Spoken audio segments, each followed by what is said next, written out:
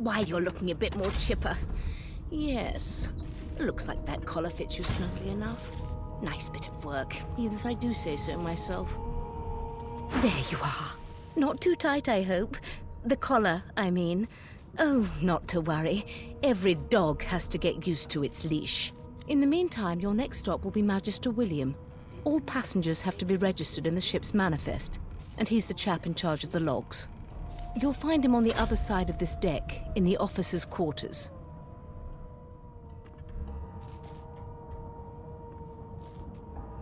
Why? Because we're at sea, of course, and have been for several days. Index fingers pressed to her lips, she pauses a moment to give you a scrutinizing gander. My word, you do seem a bit befuddled, don't you?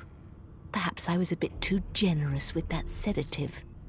Oh, well, I'm sure you'll soon gather your wits. Most likely. Eventually. In the meantime, all you need to know is that we're en route to Fort Joy. A new life awaits, and if you're a particularly good boy, perhaps a cure as well. An end to Source. For good. Why, for my peace of mind, of course. Why don't you try casting one of those Source spells of yours? See what happens. Oh, do go on. I won't hold it against you. Promise. My, aren't we a meek little lamb?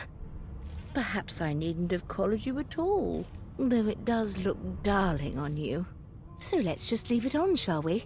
Because to answer your question, what this collar does is this. It makes you unable to cast Source. For your own peace of mind, of course. Yours and the whole world's.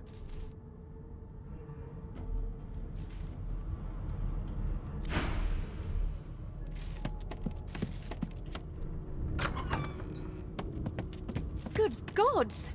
There's been a murder here. Quite the mess they made. Seems as though there's a pattern in the blood. A young magister stands pale and silent. Her knuckles whiten around her weapon as you pass. Behind the magister, a bloodied mass lies in a heap. Gore and limbs lie at odd angles. You can't make out a face amid the mess. There's been a murder. A sorcerer was killed by one of your own. Lucky you were busy getting your collar fitted at the time, or you'd be a suspect like the rest of them. Waters is investigating. She'll figure out who did it. Always does. Did the murderer take him into this room? You surprised? You're one of them. You know what sorcerers are capable of. Whoever did this found a way around their collar and killed a man. Small ones this time, thank the gods. We'll find out who did it, one way or another.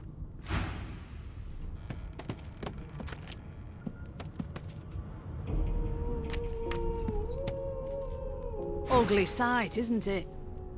Burns me up this happened under our protection. We're extremely lucky no Voidwoken followed the source that did this. Finn didn't see it like that. He was desperate for us to help him. Two things scared the living daylights out of him. His own shadow and his own source. We'll find out who did this. Speaking of... She looks up at you with a mirthless smile. I was on duty in your room when the murder happened. You were asleep the whole time. Didn't even stir. You're one of the only indisputably innocent people on the ship. Unless you can commit murder in your sleep, of course.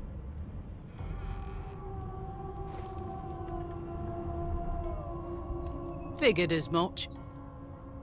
Listen, I could use someone to keep their ears open among the passengers. Sometimes they clam up in front of a uniform.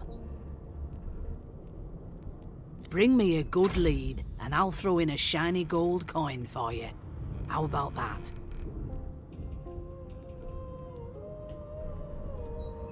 Not in here, it isn't. You let me know if you hear anything. Whoever did this is dangerous.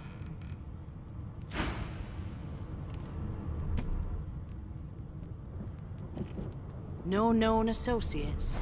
In fact, he seemed quite averse to spending time with the others. Strong stuff.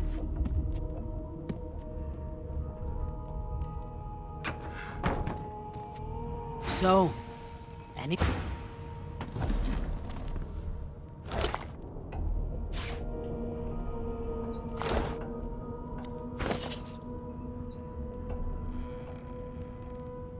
As the dead man's flesh slides down your throat, you feel his consciousness enter yours. His memories are yours to experience. You are Finn. Your heart is heavy. You know too much. It's all too much. You met him. A bright light blinds you, then fades. You feel a tremendous power in your hands, but they are shaking so hard you can barely use them. Suddenly you're on this very ship, crouched in a corner, hugging your knees. A figure approaches, an older woman. Her eyes are kind. She comes closer. She says she wants to talk. She reaches a hand toward you. You grasp it. The memories end. You are no longer Finn. You return to yourself with a jolt.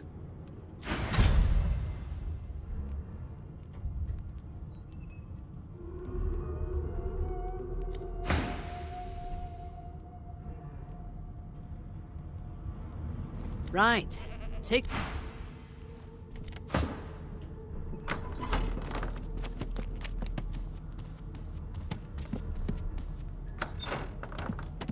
Please, please, please! That's enough. An elf sits tucked away in a dark spot, lazily rolling dice onto the surface of a barrel. They sound like the dry cackling of an old witch. Snake eyes. She chuckles. I bet that's just what they'll look like. I'll give you that knuckle if you keep carrying on. She shakes her head. Game for one, I'm afraid. Rolling dice. Deciding fates. Just skip to the part where I reassure you and you shut up. She eyes you suspiciously. Not the future, no, but I can read the past in flesh. Just like you. And I'm quite good at it, too. I could lick your arm and tell you how you spent the night before last. Shall I? She gives your arm a vigorous stroke of the tongue, efficient like a cat grooming. You were in a cellar with other sorcerers. As everyone lay sleeping, you lay awake thinking of someone back home. A very special someone. You were reminiscing about the things you used to do together. Of course it is. The truth's right there, skin deep. You may have to bite a bit deeper, though. Not every elf is as skilled in the art as I am. But anyway, don't you worry, darling. Your secret's safe with me.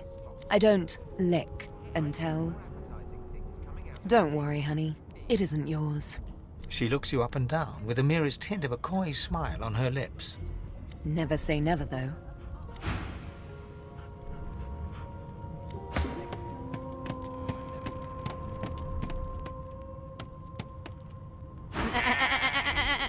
I'm not suited for this.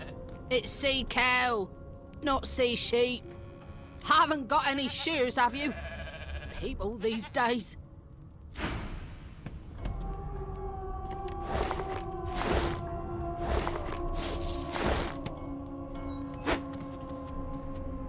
Did the murderer take him into this room? Sing us a song or Was do he it. already here?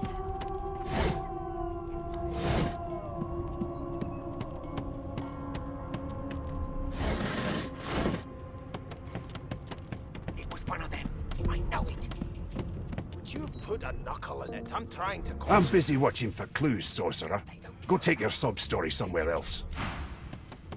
I'll give you that knuckle if you A scruffy man lounges against the wall with scarred arms folded. A sly smile playing on his face, he stares across at the Magister guarding him. Noticing you, he straightens and beckons for you to come closer. Watch your back, new fish.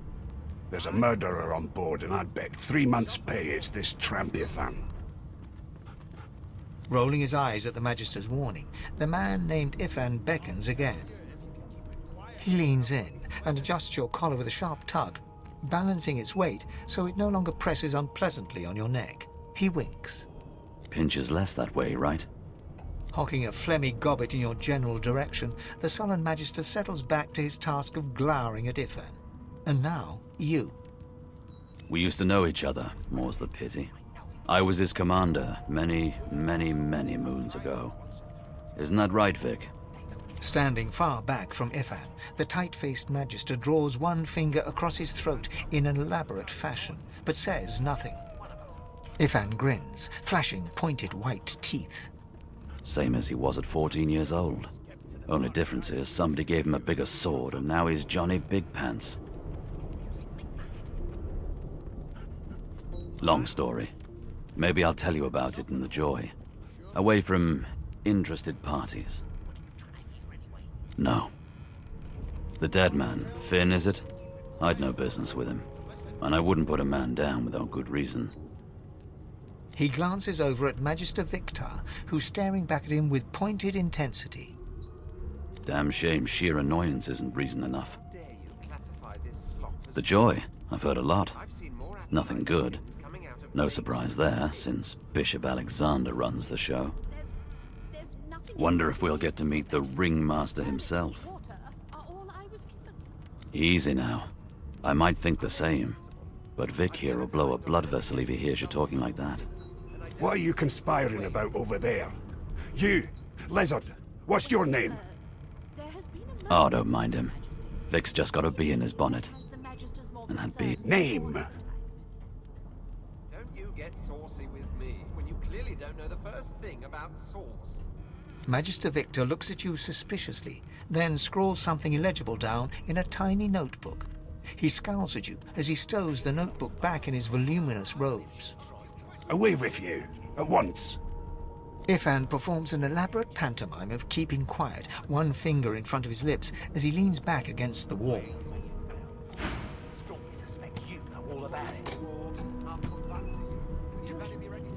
Well, perhaps you're absolutely right.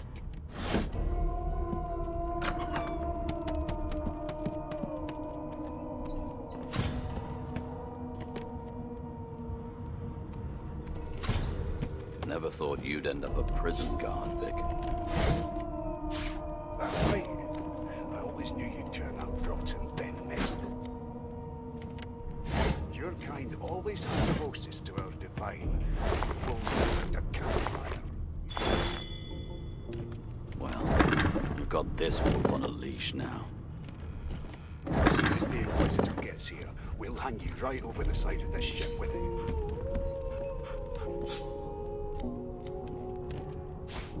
How dare you classify this slop as food? I've seen more appetizing things coming out of plague-stricken pigs. There's nothing else I can make, Your Majesty. Turnips and water are all I was given. Unacceptable. I've never dined on anything less than a dozen course dinner, and I don't intend to do away with the custom. Well, there has been a murder, Your Majesty. Maybe that has the Magisters more concerned than your appetite. Don't you get saucy with me when you clearly don't know the first thing about sauce.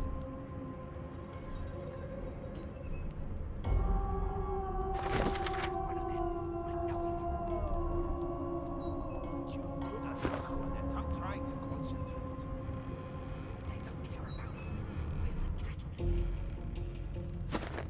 I'll give you that knuckle if you keep carrying on. One of us wouldn't kill our own. They're picking us off one by one. Can we just skip to the part where I reassure you? Well, that you well. shut up? What have we here?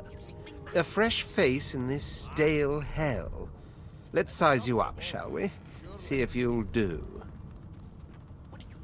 The lizard looks you up and down, like a farmer would a fetching horse. All of a sudden, he grips you firmly by the chin, with the intent of inspecting your teeth. My, we are fierce, aren't we? Not to worry. I'll soon remedy that. Now then, to business. You will answer me 3 questions. The first one is this. Can you cook? Goodness gracious me, what a bore. Off with you. Quite clearly, you wouldn't have done at all. Shoo! Always hung closest to our I'll give divine you that knuckle if you wolves. keep carrying Forgive on. me, kin. Were that I had more than gruel to serve. If I'd more than cornmeal and rotting roots, I'd concoct something more fitting. Meanwhile, the Magisters feast on honeyed meat behind this very wall. The indignity. insufferable, surely. What are you trying to hear anyway? I'll tell you if you keep it quiet long enough for me to listen. How dare you classify this slop as food? I've seen more appetizing things coming out of plague-stricken pigs. There's nothing else I can make, Your Majesty. Turnips and water are all I was given. Unacceptable. I've never dined on anything less than a dozen-course dinner, and I don't intend to do away with the custom. Name? Well, there has been a murder. Well, you aren't here on my list. Scram, eh? We're trying to catch a killer here. Don't you get saucy with You! me. Sorcerer! Really don't know the Blood? first thing No! about Go! sauce. The Magisters are out for blood. You saw the body, didn't you? Big bruiser like you ought to be able to take them on. Please, Losa. A broad dwarf sits totally upright on the bench, eyes closed, palms face up on his knees. His beard is a cascade of meticulous plaits, each one braided through with golden medallions. He raises an eyebrow as you approach, but doesn't open his eyes. Listen up, boy. You hear that? He turns his head toward you, looking you up and down, and smiles before turning his attention to the ship once more. You look like a boy to me. Listen if you're interested, or get gone if you aren't. We'll hand you right over the side of this ship with it. His eyes snap open. He looks at you and frowns. Murder? Ah, that's what they were going on and on about. I wouldn't know anything about it. I kill a man. He knows who done it. His daddy knows who done it. And the mayor knows who done it too. His eyes flutter shut, and he assumes his position of repose once more. Whether they catch me is another matter, but I ain't one to hide my accomplishments. Your Majesty. Maybe The ship, of course. A wave of sound washes over you. The unintelligible chatter of your shipmates, the groaning of wood from floor to ceiling, the boom, crash and crackle of waves around you, complaints from the sea itself. And?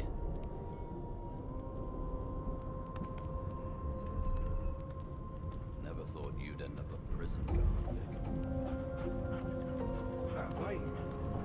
Eh, a common sort of sound, isn't it? Where there's talk, there's health. That's all you hear, though. Listen close. There now, just like that. Squeak! Aha! His eyes snap open as his countenance breaks into an expression of joy.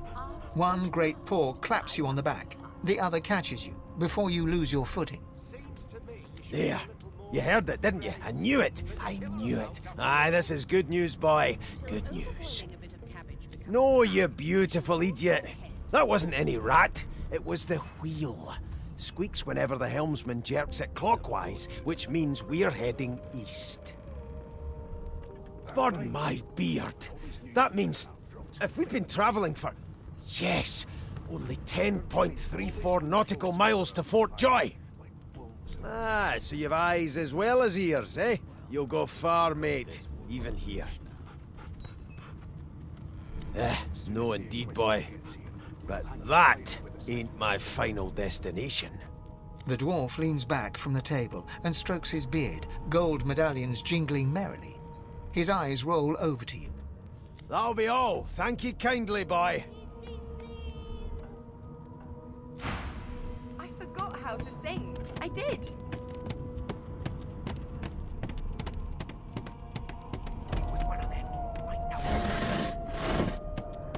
You put a knuckle in it. I'm trying to concentrate.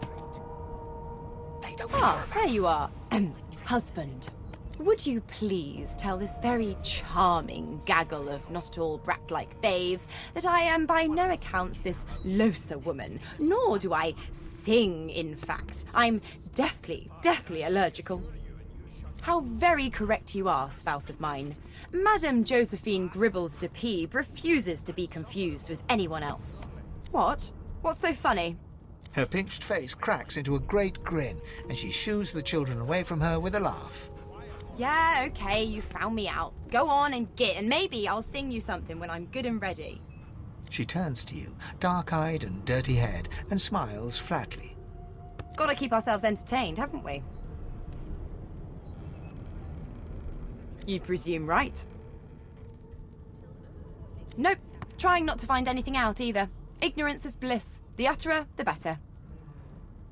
Thanks, but I already belong to an elite and exclusive ship gang. We play ball every day after lunch. You're too soft for it. You take care, though. Suddenly, her eyes cloud to an unnatural black. Greyish veins run down her face, and her mouth tightens into a cruel sneer.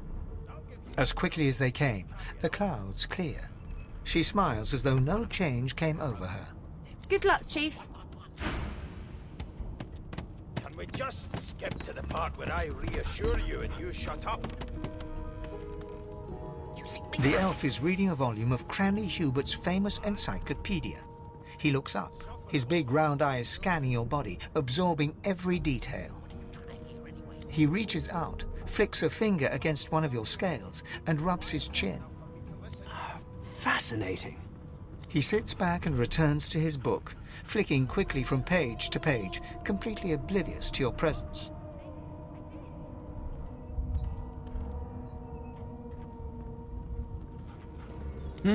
What purpose did that serve?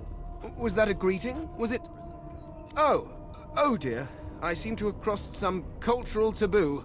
How... difficult. You have my apologies, Lizard. Perhaps I should demand the same from those red-cloaked humans. They laid their hands on me more than once.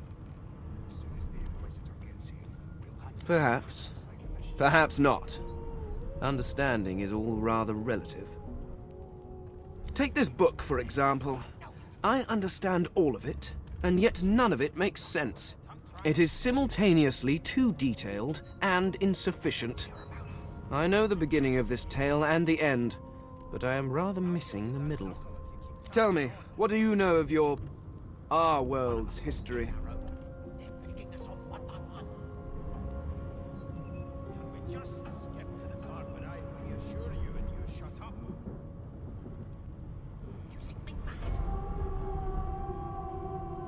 Oh, please. I have no interest in that. Your books are too full of it already. No, I want to know about the Celestial. I want to know about your gods. This text tells me that they created all creatures, but nothing of what came before. Where did these gods come from? Who are their people? Where are the others of their kind? I've seen more appetizing things coming out of... Of course you don't have any useful information. Why did I expect anything else? Now please, run along. I have a world to decipher. No amount of pestering will get the elf to take his eyes off his book or respond to your questions. There has been murder, Your Majesty. Maybe that has the Magisters more concerned than your... It's a register, sir. Good, good. Magister Williams is just about done with the last passenger. You faring okay so far?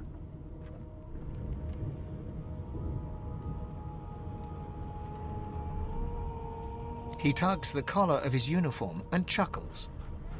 Sorry you're upset, sir, but we all wear what we wear for a reason. You head on in now. Williams will get you sorted fast. Keep those bolts trained on her, and if she tries to run, shoot to kill. Standing at the center of the room, you spot a sorcerer haughtily eyeing a pair of nervous-looking magisters. They keep their crossbow trained upon her as she's being interrogated by an officer. So you admit it then? You murdered that poor fella? Yes, I did. But of course, that was only the beginning. She turns her head and looks you straight in the eye. There are others whose lives must end. Good God, the woman's mad. You there, sorcerer, go and fetch Magister Siwan. We need to do more than collar this maniac. We need to shackle her, hands and feet. By all means, do as the officer says. But you had better hurry, because... She reaches for her collar and simply removes it. I'm just about to create a scene. Subdue her, men, quickly! If she casts Source, the Voidwoken will come. They'll end us all. She smiles with wicked satisfaction. Precisely.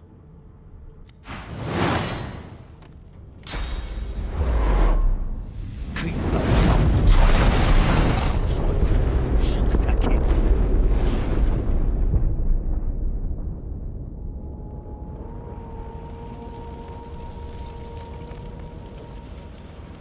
What's happening?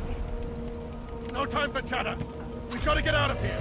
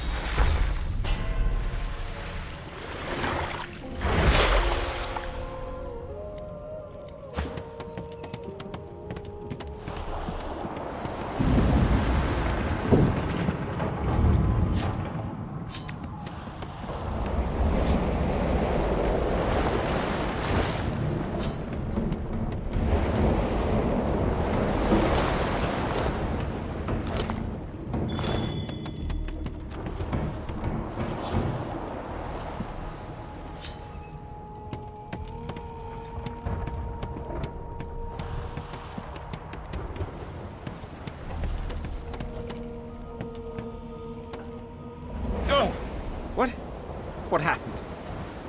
Must have been the turnips.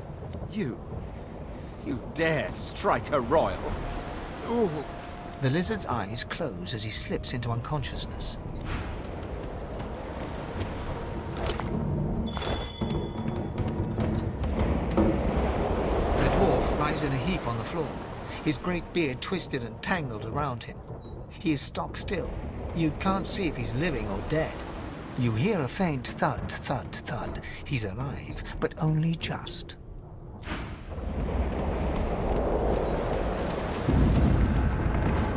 Ifan lies motionless, curled on the ground like an animal. Under his shaggy hair, you can see green eyes fluttering as if in a nightmare. A low whine escapes his lips. His eyes flicker open, but he doesn't register your presence at all. Lucien. Lucien. Ifan cries out, then his eyes fall closed again. No matter how much you shake him now, he cannot be roused.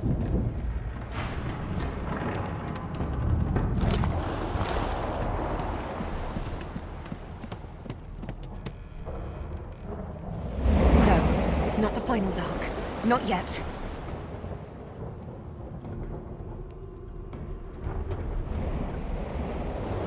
Her hand lies limp in yours. She's too weak to stand. The dice roll darkly. They're rolling for me.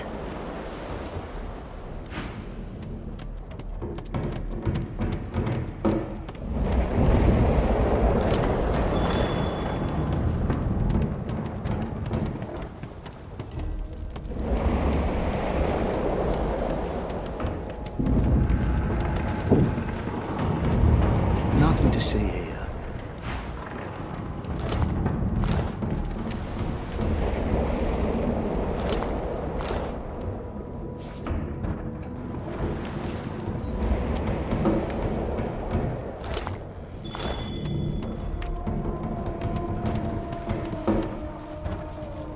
The Magister lies on the floor, unconscious and bleeding from a dire-looking wound.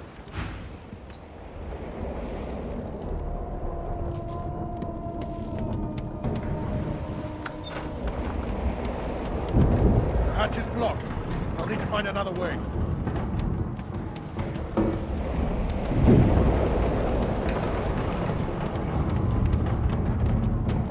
The young woman lies in a heap on the floor. She's breathing normally, but her eyes are wide open, like those of a corpse. Dark, greyish-black clouds swirl through them. She doesn't stir.